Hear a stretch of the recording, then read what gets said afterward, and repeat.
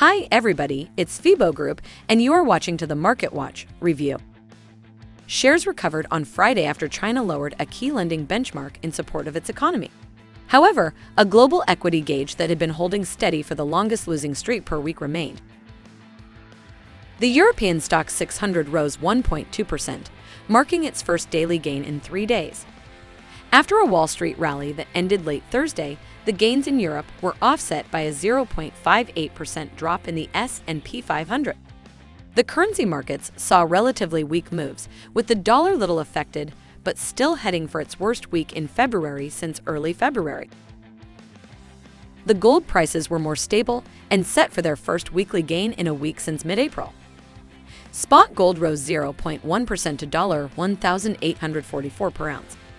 Investors worried about weakening global economic growth, tighter central bank policy, and a slowing recovery of fuel demand led to lower oil prices.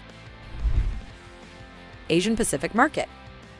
Goldman Sachs stated Friday that it expects about a third of China's high-yield property firms to default by 2022.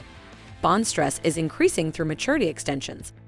Japan's core consumer inflation exceeded the central bank's target of 2% in April for the first time since 2007.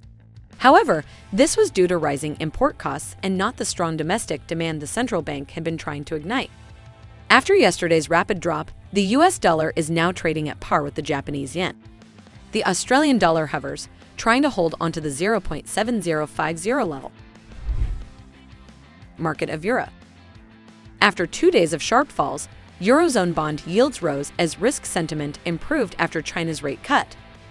Germany's 10-year bond yield of 0.969% was up 3 basis points, which is well below the 1.189% record set last week.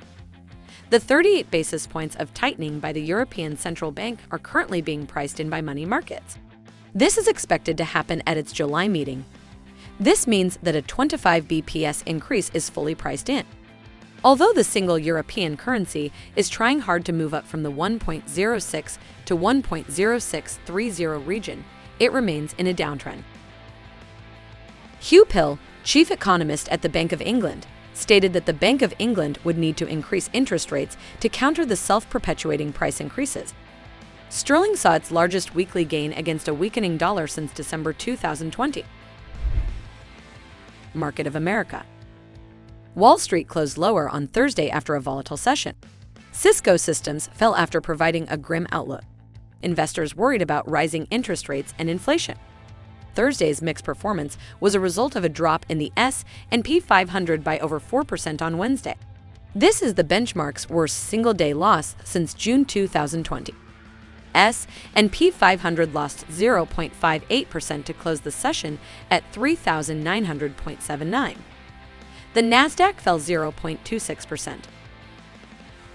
The US dollar continued to decline against the Canadian currency in the direction of the support area at 1.2720. That's all for me. Closely monitor the news background and be prepared for all the surprises of the market.